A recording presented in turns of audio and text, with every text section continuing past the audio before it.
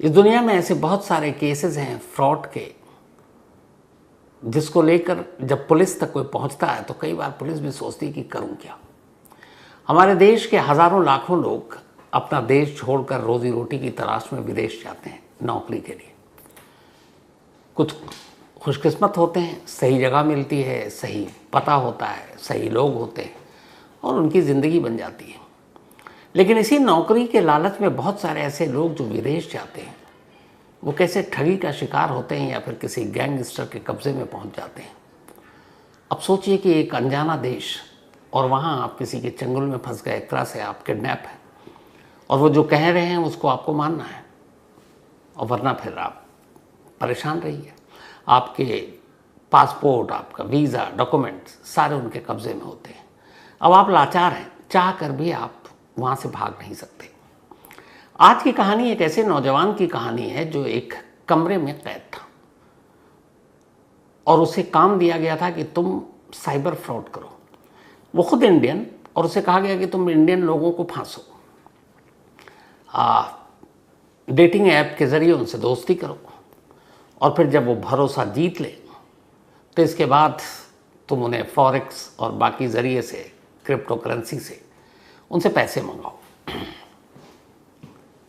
अब सोचिए एक लड़का जो अपने परिवार को पालने के लिए बड़े सपने देखता है और विदेश जाता है और कैसे गैंगस्टर के चंगुल में फंस जाता है जहाँ एम्बेसी मदद नहीं कर पाती, सरहद का सवाल है और वहाँ एक लोकल पुलिस स्टेशन का एक सब इंस्पेक्टर एक्स्ट्रा एफर्ट करके किस तरीके से उस लड़के को उनके चंगुल से बचाता है और वापस देश में लाता है। एक थ्रिलर स्टोरी है ये कहानी है चिकमंगलुरु डिस्ट्रिक्ट के एक गांव की। इस गांव में एक लड़का रहता था अशोक, उम्र 28 साल, बीकॉम इसने की पढ़ाई की, ग्रेजुएट हुआ और अब अपने घर वालों का सहारा बनने के लिए एक अच्छी नौकरी की तलाश में था। नौकरी कहीं मिल नहीं रही थी। तभी इसका एक पड़ोसी था जिसका नाम था निक्षेप। निक्षेप कंबोडिया में नौकरी किया करता था। अशोक से दोस्ती भी थी। उसने कहा यार मेरी भी नौकरी लगा दो। उसने कहा ठीक है, कोशिश करते हैं। कोशिश चलती रही और 2023 में निक्षेप की मदद से अशोक की नौकरी कंबोडिया में लग गई, एक डेटा एंट्री ऑपरेटर के तौर पर। अशोक खुश, सैलरी करीब 1 लाख रुपए, पूरा परिवार भी खुश। 1 लाख रुपए ठीक ठाक अमाउंट होता है एक गरीब परिवार के लिए। तो अशोक की नौकरी कंबोडिया में लग गई, सारे ट्रैवल डॉक्यूमेंट्स, वीज़ा सब कुछ हो गया। अब अशोक 2023 में चिकमंगलुरु से कंबोडिया के लिए निकलता है। उसकी फ़्लाइट वाया बैंकॉक थी। फ्लाइट में बैठता है, वहाँ से बैंकॉक जाता है। बैंकॉक से फिर कंबोडिया की उड़ान थी। कंबोडिया उतरता है, कंपनी के लोग उसे लेने आते हैं, उसे अपने साथ ले जाते हैं। वहाँ उसका पड़ोसी निक्षेप पहले से ही मौजूद था। कंपनी वाले निक्षेप के साथ अशोक को ठहरा देते हैं। अब दोनों एक ही कमरे में। वहाँ जाने के बाद कंपनी वाले अशोक से कहते हैं कि यहाँ कुछ रिक्वायरमेंट है, तुम्हारी मोहर लगानी है यहाँ रहने के लिए, तो तुम अपने ट्रैवल डॉक्यूमेंट्स दे दो। तो पासपोर्ट, वीज़ा, बाकी सारी चीज़ें ओनर को दे देता है। अब वो सारी चीज़ें उनके पास है। अशोक अब वहाँ पर निक्षेप के साथ रह रहा है। 1 हफ्ते के बाद अब कहा गया कि आपको अलग कमरा दिया जाता है। एक अलग कमरे में अशोक को रखा गया। इसके बाद अब ये हुआ कि चलिए अब अपना काम शुरू कीजिए। अब जब अशोक को जो काम दिया गया तो पहली बार में तो उसे कुछ समझ में नहीं आया, लेकिन जब 2-3 दिन बीत गए तब उसे पता चल गया कि वो एक फ्रॉड का शिकार हो गया। जिस कंपनी ने उसे डेटा एंट्री ऑपरेटर की नौकरी के लिए बुलाया था, उन्होंने उसे कहा कि तुम व्हाट्सएप के ज़रिए डेटिंग ऐप पर, ख़ास तौर पर इंडियन के साथ, क्योंकि तुम इंडियन हो, बेहतर सब कुछ जानते हो, तो अब तुम वहाँ चैट करो और उनके साथ दोस्ती करो और दोस्ती के बाद उनका भरोसा जीतो और फिर बाद में उनसे पैसे ट्रांसफ़र कराओ, चाहे वो फॉरेक्स कार्ड के ज़रिए हो या क्रिप्टो करेंसी के ज़रिए हो। अब जब ये काम मिला तो उसने कहा कि मैं तो यहाँ डेटा ऑपरेटर एंट्री के लिए आया हूँ, ये तो मुझसे फ्रॉड करा रहे हैं, साइबर फ्रॉड, मतलब डेटिंग ऐप पर चैट करना है, वो भी इंडियन को, और इंडियन को ही फांसना है। अब अशोक एक इंडियन, उसे लगा ये क्या। उसने विरोध किया, उसने कहा मैं तो यहाँ इस नौकरी के लिए आया नहीं। तब कंबोडिया के उसके ओनर ने अपना असली रूप दिखाया। वो सारे गैंगस्टर थे। उन्होंने कहा देखो तुम्हारे पासपोर्ट वीज़ा सब हमारे पास हैं, पिटोगे अलग, तुम्हें नौकरी करनी है तो करो, और अगर तुम्हें जाना है तो फिर 13 लाख रुपए हमें दो। 13 लाख रुपए तुम्हारी रिहाई की कीमत है। इंडियन करेंसी में 13 लाख, कंबोडियन करेंसी में कुछ और अमाउंट था। अब उसने कहा 13 लाख कहाँ से लाऊं, बड़ी मुश्किल से तो यहाँ पर आया हूँ अपने घर वालों का सहारा बनने के लिए। उसने कहा मैं पुलिस में कंप्लेंट करूँगा। अब असर ये हुआ कि अशोक को खूब पीटा गया और उसे उसके कमरे से निकाल कर एक अलग कमरे में रखा गया, और इसके बाद वहाँ उसको खूब टॉर्चर किया गया। अब वो डर गया। फिर उन्होंने कहा तुम्हें काम करना है। अब उसके पास कोई और चारा नहीं, बाहर निकल नहीं सकता। अब उस जिस कंपाउंड में रखा गया था वहाँ पहरेदारी थी, उस कंपाउंड के बाहर भी वो नहीं जा सकता था। एक तरह से वो अब जेल में बंद था। पासपोर्ट और सारी चीज़ें उन्हीं के पास थी, तो निकले कहाँ। एम्बेसी तक भी कंबोडिया में जाए तो पहले घर से तो निकले, और घर के अंदर वो एक तरह से कैद है, जेल में है। तो उसे लगा कि ज़िंदा रहना है तो कुछ बातें तो इनकी माननी पड़ेगी। अब मजबूरन उसने उनके साथ काम करना शुरू किया।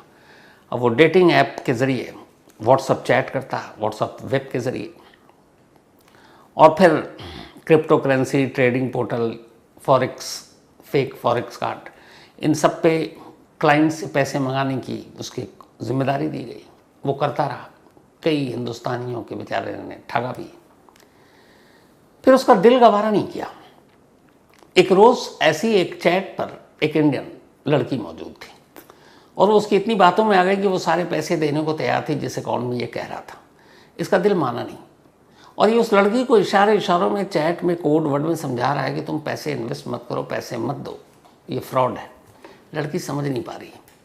तब उसने फिर मजबूरन कुछ कुछ खुल कर लिख दिया, और उसे पता नहीं था कि इस व्हाट्सअप चैट को कोई मॉनिटर भी कर रहा है, और वो वही गैंगस्टर थे।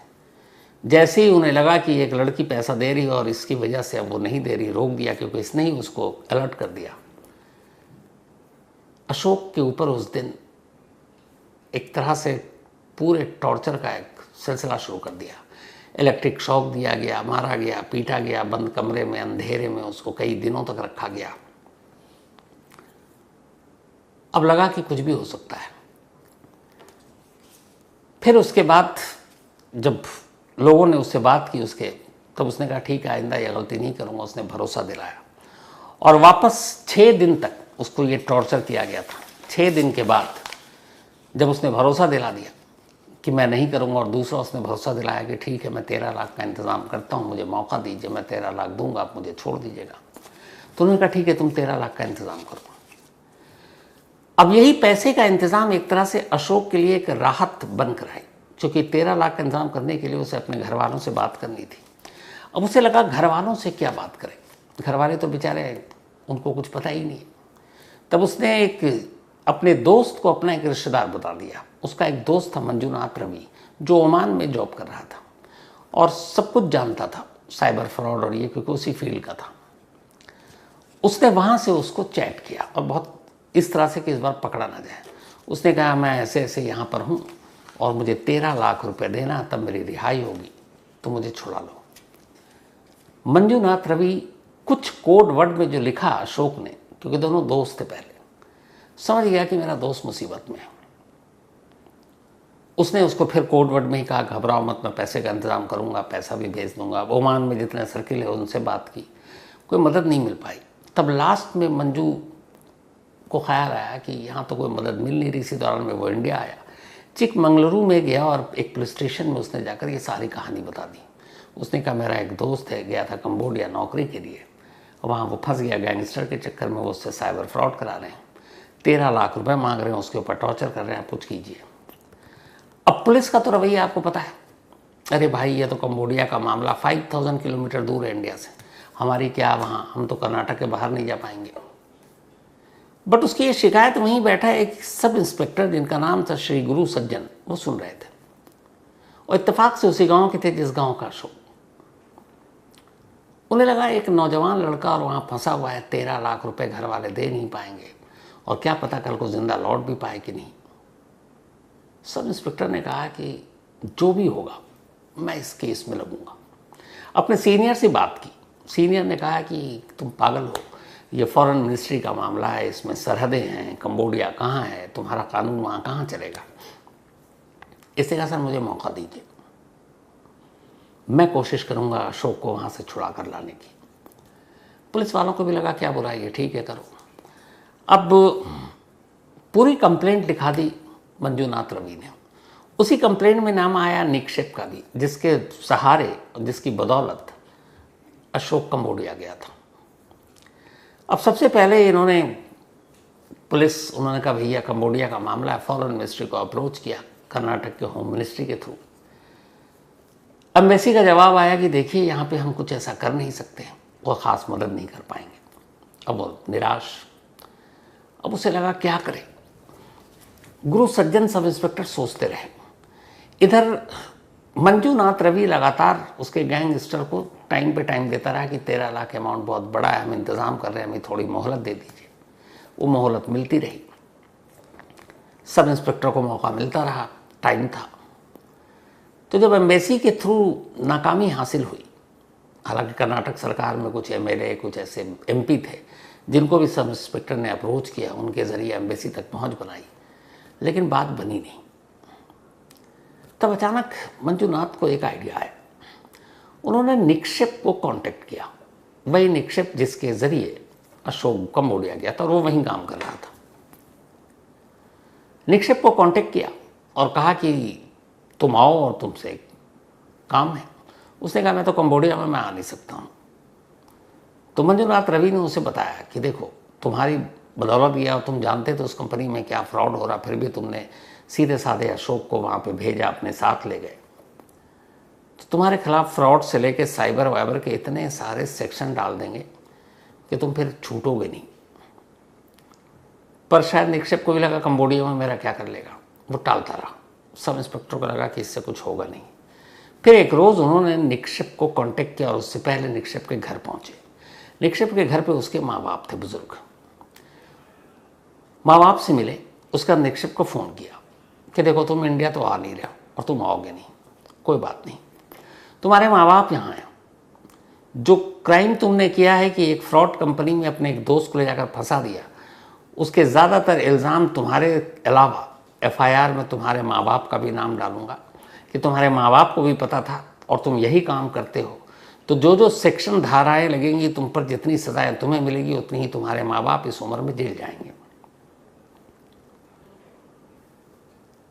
अब जैसे ही निक्षेप को पता चला कि उसके जुर्म की वजह से उसके माँ बाप जेल जाएंगे क्योंकि बराबर का गुनहगार बना दिया, अब वो डरा। उसने कहा कि ठीक है सर, आप जो कहेंगे मैं करूँगा। अब यहाँ निक्षेप को सिर्फ बुलाने से तो कोई फ़ायदा था नहीं, अशोक को कैसे रिहा कराए। तब मंजूनाथ रवि ने फिर अपना दूसरा रूप दिखाया। उन्होंने कहा देखो मुझे मजबूरन तुम्हारे माँ बाप की धमकी देनी पड़ी, लेकिन तुम्हारे गांव का है, सीधा लड़का है, तुम मदद करो उसे वहाँ से निकालने में, एम्बेसी तो लाचार है। तो उसने कहा सर आप जो कहोगे मैं करूँगा, आप मेरे माँ बाप को कुछ मत करना। मंजूनाथ ने कहा तुम्हारे माँ बाप को टच भी नहीं करूँगा, पर तुम हमारी मदद कर दो इंसानियत के नाते। तो उसने कहा कि क्या करूँ। तो उसने कहा देखो अशोक जो है वो वहाँ जिसके लिए काम कर रहा है, उन्होंने उसको एक तरह से कैद कर रखा है, वो उस बिल्डिंग के बाहर नहीं जा सकता। इस दौरान में गुरु सज्जन ने एम्बेसी के ज़रिए जब मदद मांगी तो वहाँ कंबोडिया में इंडियन एम्बेसी के एक स्टाफ ने कहा कि आप अच्छा काम कर रहे हो, पर हम लाचार हैं, हम यहाँ किसी कंपनी के ख़िलाफ़ दबिश नहीं डाल सकते, उनके बिल्डिंग में नहीं घुस सकते, बहुत सारे यहाँ के रूल्स हैं, रेगुलेशंस हैं। हाँ, अगर एक बार वो एम्बेसी में दाखिल हो गया कंबोडिया में, इंडियन एम्बेसी में, तो मैं गारंटी देता हूँ कि उसको वापस इंडिया बाहिफाजत भिजवा दूंगा। लेकिन उस बिल्डिंग में जहाँ वो कैद करके रखा गया, वहाँ से इंडियन एम्बेसी तक लाने का काम हम लोग नहीं कर सकते, वो तुम्हें करना है। अब सोचिए कर्नाटक में बैठा हुआ एक सब इंस्पेक्टर और इंडियन एम्बेसी के स्टाफ ये कह रहा है कि तुम उसे वहाँ से उस कैद से निकलवा कर एम्बेसी तक पहुँचाओ, बाकी का काम मेरा। मंजूनाथ जो तब तक 13 लाख का इंतज़ाम नहीं कर पाए, वो भी सब इंस्पेक्टर से अभी कांटेक्ट में है। और सब इंस्पेक्टर ने कहा कि तुम 13 लाख मत भेजना अभी, जब तक हम हार ना जाए, ना उम्मीद हो जाए, मायूस हो जाए, तब ये पैसे दे के उसे देखते हैं। हालांकि उम्मीद नहीं थी कि पैसे दे के भी वो रिहा करते। सब इंस्पेक्टर गुरु सज्जन ने तब निक्षेप से कहा कि चलो तुम्हें एक मदद कर दो, तुम्हें माफ़ कर देंगे। उसने कहा बताइए क्या? उसने कहा किसी भी तरीके से अशोक को उस बिल्डिंग से बाहर ले आओ। एक बार वो उनकी कैद से बाहर आ गया तो फिर हम उसे इंडिया ले आएंगे। तो उसने कहा बताइए हम बाहर लाने के लिए क्या करें? उसने कहा तुम पुलिस स्टेशन जाओ और एक मोबाइल चोरी की कंप्लेंट लिखाओ और उस मोबाइल चोरी का इल्ज़ाम डाल दो अशोक पर कि अशोक ने मेरी मोबाइल चोरी की है। तो जब चोरी की तुम रिपोर्ट लिखाओगे तो पुलिस अशोक तक पहुंचेगी और अशोक को पुलिस स्टेशन ले जाएगी, बाकी का काम हम देख लेंगे। निक्षेप मान गया। उसने जाकर पुलिस स्टेशन में रिपोर्ट लिखाई कि मेरी मोबाइल मेरा चोरी हो गया और ये अशोक ने चुराया और ये यहाँ पर रहता है। वो एड्रेस दे दिया। अब इस रिपोर्ट पर पुलिस उस बिल्डिंग में पहुंचती है। बिल्डिंग में जाने के बाद ओनर, वो सारे जो गैंगस्टर जो फ्रॉड चला रहे हैं, उनसे मिलती है और कहती है कि इसके खिलाफ कंप्लेंट है, इसे हमें अरेस्ट करना है। उन्हें भनक तक नहीं। उन्होंने कहा ठीक है। अब वो अशोक को अरेस्ट कर रहे हैं। अब ये कहते हैं कि लेकिन अशोक कहाँ का सिटीज़न है, यह हम कैसे अपने कानूनी दस्तावेज में प्रूफ करेंगे? तो उसने पूछा कि दिखाओ तुम कहाँ के हो? तो उसने कहा इंडिया का। तो उसने कहा हम कैसे माने, पासपोर्ट दो। उसने कहा सर पासपोर्ट इन लोगों के पास है। पुलिस ने कहा इसके पासपोर्ट लाओ। ओनर को लगा कानूनी है, कुछ दिन जेल में रहेगा फिर तो आ ही जाएगा अपने कब्जे में। उन्होंने इसके पासपोर्ट सारे ट्रैवल डॉक्यूमेंट पुलिस को सौंप दिए। पुलिस सारा कुछ लेकर अशोक को अब थाने पहुंचती है। जैसे ही थाने पहुंचती है, निक्षेप सब इंस्पेक्टर को कर्नाटक में इन्फॉर्म करता है। सब इंस्पेक्टर वहाँ एम्बेसी में, कंबोडिया में, उसी स्टाफ जिससे वो कांटेक्ट में था, कहता आपने वादा किया था कि एक बार उसको कैद से उस बिल्डिंग से बाहर निकाल लो, फिर हम उसे बाहिफाजत इंडिया पहुँचाएँगे। तो उन्होंने कहा कहाँ है? उन्होंने उस पुलिस स्टेशन का नाम बताया कि इस वक्त इस पुलिस स्टेशन में है और एक मोबाइल चोरी के इल्ज़ाम में। तो उन्होंने कहा चोरी के इल्ज़ाम में, तब तो वो फिर जेल जाना पड़ेगा। उसने कहा नहीं, कंप्लेनेंट भी जो है वो अपना आदमी है। आपकी टीम जैसी एम्बेसी की पहुंचेगी, उन्होंने उस कंप्लेनेंट का नाम भी बताया निक्षेप, वो उसी वक्त अपना कंप्लेंट वापस ले लेगा। तो जब कंप्लेंट वापस लेगा तो कोई केस तो बनता नहीं। अब उसके बाद वो आप आज़ाद होगा और आप उसे लेकर एम्बेसी पहुंच जाइए। एम्बेसी के स्टाफ इस बात को मान लेते हैं। इसके बाद वो पहुंचते हैं उस पुलिस स्टेशन। निक्षेप वहाँ मौजूद, पुलिस की कस्टडी में अशोक। एम्बेसी वाले जब पहुंचते हैं उसके केस की सारी डायरी वारी मांगते हैं। चूँकि एम्बेसी का मामला फॉरेन नेशनल का, पुलिस वाले भी कोऑपरेट करते हैं। लेकिन फिर निक्षेप अचानक वही काम करता जो पहले से प्लान था, वो अपना कंप्लेंट वापस ले लेता। जैसी कंप्लेंट वापस लेता है, एम्बेसी वाले कहते हैं कि आप इन्हें सौंप दीजिए, हम इसको डिपोर्ट करेंगे, इंडिया भेजेंगे। पुलिस वालों ने भी कहा केस तो बनता नहीं है, ले जाओ। पुलिस वाले ने सारे डॉक्यूमेंट्स अशोक के एम्बेसी वालों को सौंप दिए। एम्बेसी के स्टाफ उसको अपने साथ लेकर गाड़ी में इंडियन एम्बेसी पहुंचते हैं। इंडियन एम्बेसी पहुंचने के बाद ये था कि पहली फ़्लाइट से अशोक को यहाँ निकाला जाए, क्योंकि गैंगस्टर और बाकी लोगों को पता चला तो फिर पता नहीं वही कोई और कंप्लेंट दाखिल कर दें और उसके बाद फिर पुलिस पकड़ ले, फिर चंगुल से निकलना मुश्किल है। पहली फ़्लाइट वहाँ से फिर वहीं बैंकॉक होते हुए इंडिया की थी। अब अचानक निक्षेप ने ही एक और मदद की। तब तक उन लोगों को पता चल चुका था कि अशोक को एम्बेसी वाले ले गए। अब उन्हें ये डर था कि ये अगर इंडिया पहुंच गया तो फिर ये सारे जो उनका साइबर फ्रॉड है ये सब भी खुलासा करेगा। निक्षेप ने बताया कि फ्लाइट में पहुंचते वक्त, एयरपोर्ट पर जाते वक्त इसे फंसाया जा सकता और इसको कंबोडिया में रोका जा सकता है, इसके किसी न किसी बैग में ड्रग्स डालकर। जैसी खबर मिली, इंडियन एम्बेसी ने फ़ौरन अशोक से कहा तुम यहाँ से खाली हाथ जाओगे, तुम्हारा सारा लगेज यहीं रहेगा, लगेज बाद में पहुँचेगा। तुम्हारे ये भी था कि तुम्हारी पैंट में जेब भी नहीं होनी चाहिए। इसके बाद सारा सामान छोड़ा गया और सामान कुछ वहाँ से मंगाया गया जो उस कंपाउंड में रखा हुआ था। तो वहाँ से भी चूँकि अब पता चल गया था कि एम्बेसी के पास हैं, तो पुलिस के ज़रिए एम्बेसी ने अपनी पहुँच बनाई और उसके लगेज भी उठाकर एम्बेसी में मंगा दिया। लेकिन जब निक्षेप ने ये कहा तो सारे लगेज को एम्बेसी में ही रखा गया और उसके बाद खाली हाथ एम्बेसी के स्टाफ उसको अपने साथ एयरपोर्ट लेकर जाते हैं, टिकट लेते हैं और उसे वहाँ से बैंकॉक की फ़्लाइट में बिठा देते हैं, फिर बैंकॉक से वाया दिल्ली आना था। अब फ्लाइट में तो बैठा दिया, उसके बाद स्टाफ के लोग वापस आते हैं एम्बेसी। जब एम्बेसी आते हैं और अशोक का बैग चेक करते हैं तो उन्हें एक कोने में एक छोटी सी पुड़िया मिलती है। उन गैंगस्टर ने वाकई उसके लगेज में ड्रग्स रख दिया था, और अगर वो ड्रग्स पकड़ा जाता तो अशोक शायद इंडिया नहीं आता। लेकिन खैर, नवंबर 2023 में अशोक वाया बैंकॉक इंडिया पहुंच जाता है। 23 नवंबर को 2023 आता, अपने परिवार से मिलता है। उसके बाद सबसे पहले जाता है वो सब इंस्पेक्टर के पास, जिन्होंने एक करिश्मा किया था। यहाँ स्टेट के बाहर पुलिस काम नहीं कर पाती। वो 5000 किलोमीटर दूर एक अनजान देश में एक अनजान लड़के के लिए जो कोशिश करते हैं और उस कोशिश के बलबूते पर उसे वहाँ से आज़ाद कराकर इंडिया लाते हैं, इसके लिए सब इंस्पेक्टर की बहुत वाहवाही भी हुई। इसके बाद अशोक ने तौबा कर लिया कि अब वो कभी विदेश नहीं जाएगा। जो कुछ करेगा अपने माँ बाप की खिदमत सेवा यहीं रहकर करेगा, चाहे छोटी मोटी नौकरी करे। अब भी वो बेंगलुरु में जॉब कर रहा है, माँ बाप साथ हैं, खुश हैं, लेकिन वो खौफनाक यादें उसके जहन में आज भी हैं। निपशक के बारे में आखिरी खबर है कि वो अब भी कंबोडिया में जॉब कर रहा है। ये कहानी ये बताती है कि विदेश में हम जब भी जाएं किसी जॉब के लिए, कौन सी कंपनी है, क्या है, उसके बारे में ज़रूर अच्छी तरीके से जांच पड़ताल कर लेनी चाहिए, ताकि कहीं इस तरह का हादसा ना हो। फ्रॉड हर जगह हो सकता है। और कहानी उस निपशक की भी, ऐसे बहुत सारे आपके भी दोस्त जान पहचान के लोग होंगे जो विदेशों में काम करते हैं, और हम अक्सर उन्हें देखा देखी हमारे अंदर भी एक सपना जागता है कि हम भी इसकी तरह नौकरी करें, लेकिन हमें पता नहीं चलती है, सच्चाई होती है कि वो वहाँ करता क्या है। बस हम जब आते हैं बड़े बड़े बैग, उसके कपड़े, परफ्यूम, उसका स्टाइल देखकर उलझ जाते हैं, लगता है हमें भी ऐसी ज़िंदगी चाहिए। लेकिन असलियत में वो वहाँ क्या कर रहा है इसकी जानकारी हमें होती नहीं है, और ऐसी ही सूरत में ऐसे मासूम लोग फंस जाते हैं। तो अशोक की कहानी एक सबक है कि कभी भी अनजान लोगों पर भरोसा कर अनजान देश में यूं ही मत चले जाइए।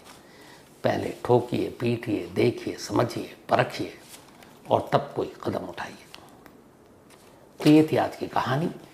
कहानी ख़त्म करूं उससे पहले वही अपना सिलसिला। आज सुरभि जैन, इनका बर्थडे है, तो हैप्पी बर्थडे सुरभि।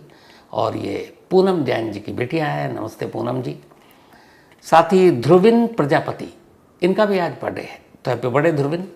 और ये फूलचंद भाई साहब के बेटे हैं। इसके अलावा अलीना कौसर, इनका भी आज बर्थडे है, तो हैप्पी बर्थडे अलीना। और ये भेजा है मुमताज़ ने।